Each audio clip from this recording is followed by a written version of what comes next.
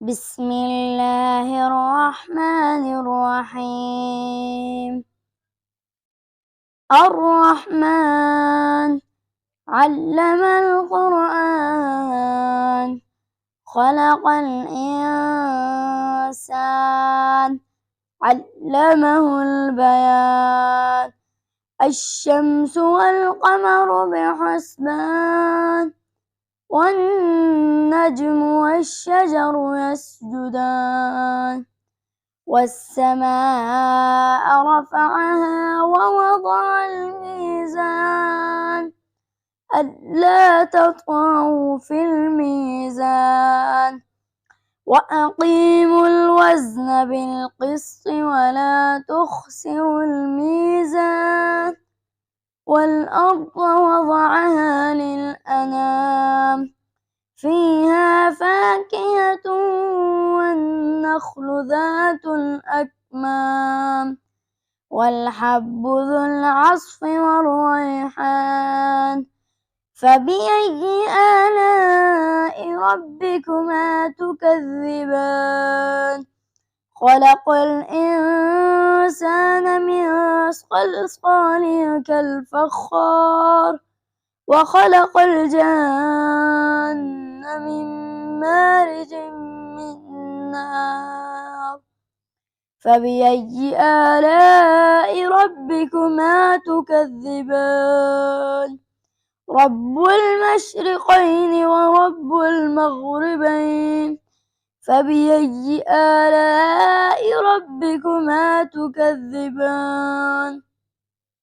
مرج البحرين يلتقيان، بينهما برزخ لا يبغيان. فبأي آلاء ربكما تكذبان؟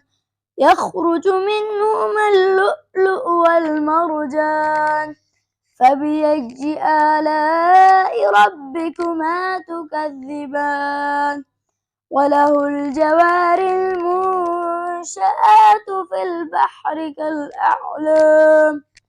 فبأي آلاء ربكما تكذبان؟ كل من عليها فان، ويبقى وجه ربك ذو الجلال والإكرام. فبأي آلاء ربكما تكذبان؟ يسأله من في السماوات والأرض، كل يوم هو في شأن. فبأي آلاء ربكما تكذبان؟ سنفرغ لكم أيها الثقلان. فبأي آلاء ربكما تكذبان؟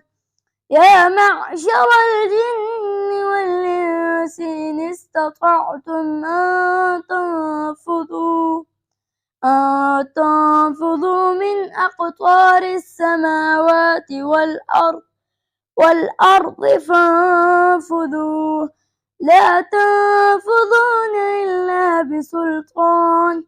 فبأي آلاء ربكما تكذبان؟ يرسل عليكما شواظ من نار ونحاس فلا تنتصران. فبأي آلاء ربكما تكذبان؟ فإذا انشقت السماء فكانت وردة كالدهان. فبأي آلاء ربكما تكذبان؟ فيومئذ لا يسأل عن ذنبه إنس ولا جان. فبأي آلاء ربكما تكذبان؟ يعرف المجرمون بسيماهم فيؤخذ بالنواصي والأقدام. فبأي آلاء ربكما تكذبان؟ هذه جهنم التي يكذب بها المجرمون، يطوفون بينها وبين حميم آن.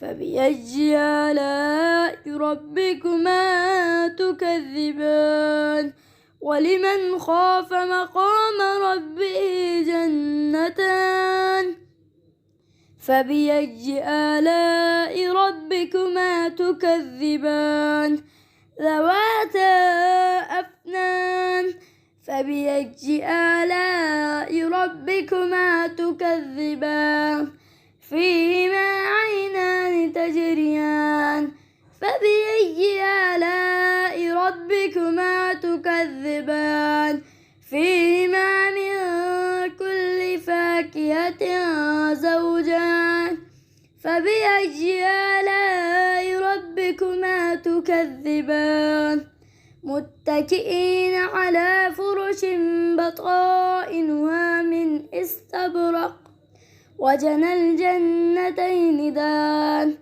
فبأي آلاء ربكما تكذبان فيهن قاصرات الطرف لم يطمثهن إنس قبلهم ولا جان فبأي آلاء ربكما تكذبان كأنهن الياقوت والمرجان فبأي آلاء ربكما تكذبان هل جزاء الإحسان إلا الإحسان فبأي آلاء ربكما تكذبان ومن دونهما جنتان فبأي آلاء ربكما تكذبان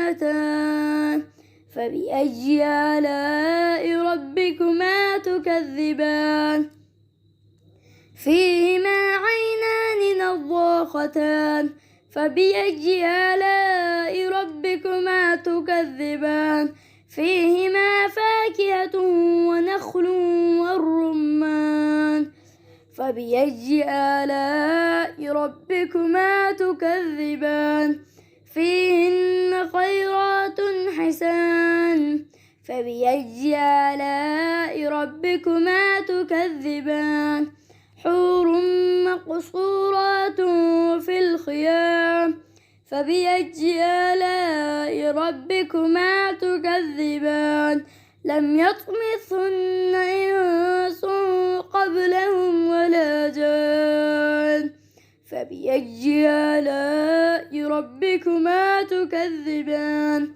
متكئين على رفرف خضر وعبقري حسان فبأي آلاء ربكما تكذبان تبارك اسم ربك ذي الجلال والإكرام صدق الله العظيم.